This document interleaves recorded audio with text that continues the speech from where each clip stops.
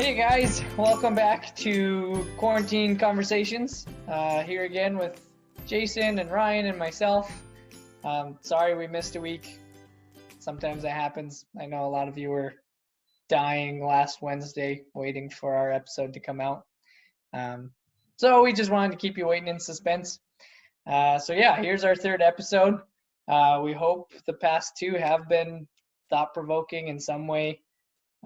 Just a bit of a refresher is we start off talking about wholeness and what does it mean to really be healthy in a holistic way, to really see our relationship with God affecting all of our different aspects of life. So Jason reminded us of an awesome verse in the Bible that talks about how the greatest commandment is ultimately to love God and love others. So we started off with loving God last week. And last week, Jason ended with a challenge, for us to just analyze some of our habits and rhythms of our life, specifically asking the question, is this rhythm or is this habit or this thing I'm involved in life, how is this drawing me closer to God? How is my relationship with God actually, getting deeper, more intimate, healthier through this activity? I mentioned this awesome thing. We talked about Sabbath and the idea of just taking a whole day in your week to really do that. So hopefully it was thought-provoking. Hopefully you've spent some time thinking about those things. So this week we're actually continuing that thought, but now on the love people side. So as we love God, we also just equally need to love people. As we think about loving people, Jason, is there anything that comes to your mind when you think of the idea of loving people? Well, we've just been, reflecting actually at church about preaching through Philippians, and so I've actually been looking at Philippians, and in the center of Philippians, the book that Paul wrote to the church in Philippi, really draws this out. Starting in verse 3, it says, "Do nothing out of selfish ambition or conceit, but in humility consider others as more important than yourselves. Everyone should look not to his own interests, but rather to the interests of others. Adopt the same attitude as that of Jesus, who, existing in the form of God, did not consider equality with God as something to be exploited. Instead, he emptied himself by assuming the form of a servant, taking on the likeness of humanity. And when he had come as a man, he humbled himself by becoming obedient to the point of death, even to death on a cross. For this reason, God highly exalted him and gave him the name that is above all names." There you go. Oh. The screen ran out. Sorry. No. "That every knee will bow in heaven and on earth and under the earth, and every tongue will confess that Jesus Christ is Lord, to the glory of God the Father." And what just a tremendous encouragement that is, that Jesus is our example of humility and serving others in such a way. Both an encouragement and a challenge, I guess, to be, it's one thing to say, yeah, I believe in Jesus and I believe Jesus is the Son of God, but to actually live our lives following in his example is a challenge that we have to face every day, I guess, really. So Yeah, no, that's awesome. Yeah. The 33 years that Jesus lived on earth actually had purpose. There's actually an example there for us to follow, for sure. And I love how that passage ends with how Jesus is then exalted for the way that he humbled and served, and in the same way, like our relationship with other people, our relationship with God. There's good things that come from our humility and our serving other people in the way Jesus did. It's awesome.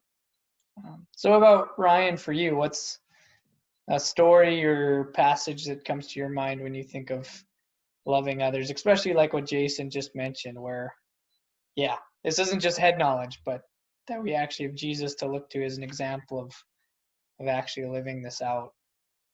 Well, before I jump in, I got to say, Jason, I really enjoy your video because every now and then I see your neighbor walking past. I'm like, oh, sweet, there's Jason's neighbor. And right now I see your daughter climbing the fence. Oh, she doesn't die. Exciting. Minor stuff. But yeah, this whole section reminds me of the idea of there's a parable Jesus told one time. It's one of the more famous ones. People who don't even have a lot of exposure to the Christian faith have usually heard this parable or the saying, the idea of the Good Samaritan. Even if you've ever done first aid, there's like a law wrapped around this idea of first aid called the Good Samaritan law, which is pretty neat. But Jesus tells this story because this guy walks up to him and says, hey, what do I need to do to gain eternal life? And Jesus is like, all right, what do you find in the scriptures? And he's like, well, it says, love God with everything you have, that verse Jason talked about before, and love your neighbor as yourself. And then just like, yeah, nailed it. And the guy's like, sweet. He wanted to justify himself a bit, so he's like, well, who is my neighbor? And I don't see Jason's neighbor right now, but I'm sure just watch it. He'll pop by again. But Jesus tells a story about this guy that goes out, he's traveling, and he gets attacked by robbers. And they strip him of everything, they take all of his money, and they just leave him to die on the side of the road. Now, this religious leader walks by and sees this messed up dude. And it says that he walked on the other side of the road and passed by him. And then another religious guy from a different sect also came by and saw this guy. And then he's like, yeah, I'm going to walk around as well. Then there's another person that came by, a guy that was a Samaritan. And he saw this man and he had pity on him. And so he went and he bandaged him up. It says he put him on his own donkey. He took him to an inn, and then he gave the innkeeper money to help take care of the guy. And the Samaritan said, when I come back, I'm going to take care of any other fees that cost more than this money I've given you so far. And there's this idea of he saw this guy in need, and he was willing to give out of his own pocket for this complete stranger to help him out and to take care of him.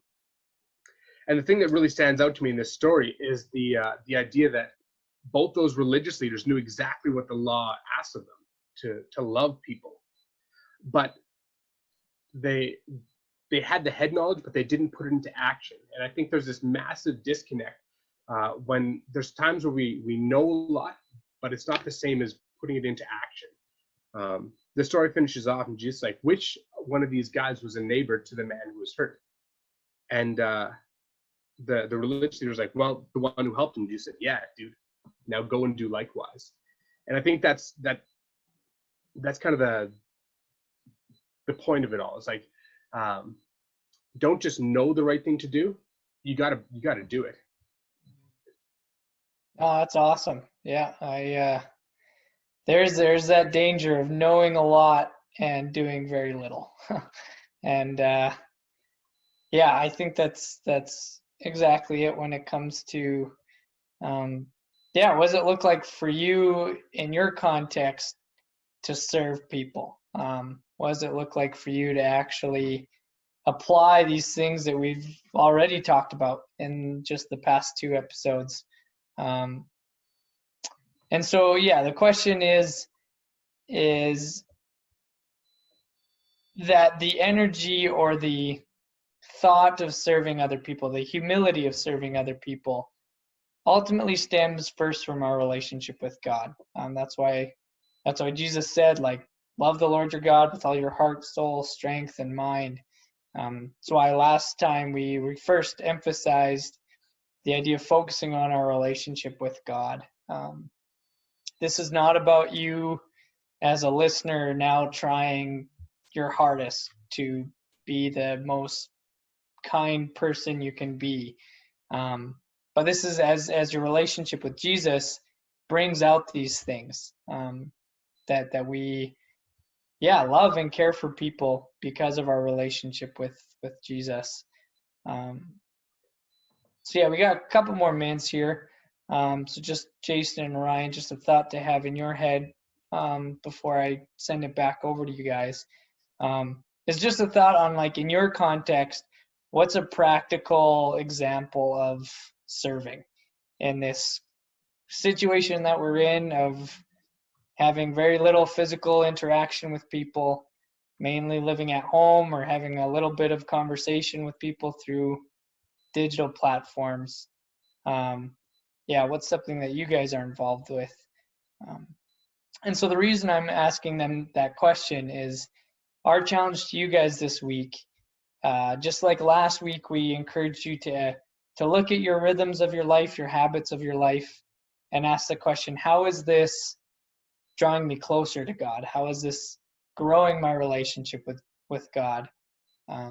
Now this week, we actually want you to ask that similar question of how are the things I'm doing and the activities and the rhythms I have in my life actually enabling me and helping me to serve other people, to love and humbly serve those around me, and care for my neighbor, as Jesus shared that story about the Good Samaritan. Jason, Ryan, any just kind of final thoughts or examples or challenges that you guys even feel? Well, for myself, my ministry side has been heavily focused on the idea of to show love to people. I'm doing everything I can to try and help people connect well. Sunday night we had a whole bunch of guys and we played a game together. Guys that normally wouldn't probably just sit down and have a Zoom call, but we popped up a Zoom call. We played a game together and had a great time. And there's this beauty in connecting. And one of the cool things that this whole craziness has brought on is the fact that connecting has now grown a bit. We're able to invite a guy from Saskatchewan that I don't even know if Big Tom lives here or if he just like sometimes lives here, but we're able to have a guy come in and Zoom in from Saskatchewan. With youth, I've been able to meet a lot of the friends of some of my youth that are homeschooled because their friends are living in different towns or different places, and we're not able to. They're not able to connect with us in person, but they were able to start connecting now through Zoom, and that's been a really neat thing. And so, for me, one of the biggest ways I'm trying to show love and share love is to build connections, because it's so easy to be isolated in this time, and to let that loneliness and that just soul-sucking emptiness kind of take over if we're not being well connected with each other. So that's awesome. That's been a big piece for me. Cool. For me, being home so much, there definitely removes some excuses of, I don't have time to help out around the house. And I know as some of my older kids have been home more often lately, they're starting to find a routine of, okay, if you haven't made supper, then you got to do the dishes. And just that idea of serving our others, even in our family, sometimes can be a big challenge. So that's if you're not already doing that, that's a great place to start, especially in this isolation stuff. I mean, in a couple days from today, we were supposed to all be out picking garbage, and the government's decided, no, we can't do that. But, maybe when you're out for a walk, take a garbage bag along and, pick something up. I don't know. There's ways if you're looking and you're thinking of how can I put others ahead of myself today. So absolutely. Yeah, I don't think there's any shortage of stuff to do, but it's a matter of actually thinking through what's going to be, well received and well put out there. So yeah. Oh, awesome, guys.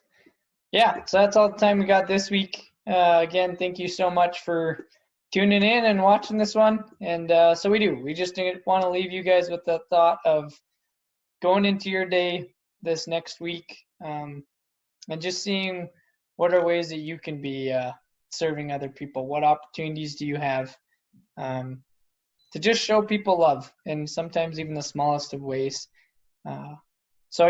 Looking forward to hopefully even seeing comments under our videos, or you guys have our numbers, send us texts and let us know what you're doing. It'd be encouraging to see that. So awesome. Some sweet that would be great to throw in the comments is if you think of good ways to show love to your neighbors or to your family in this time, throw it up there, because it might encourage somebody else to be like, oh, I could do that too. So Totally. Happy week, guys. Good stuff. Thanks for tuning in. Have a good one, guys.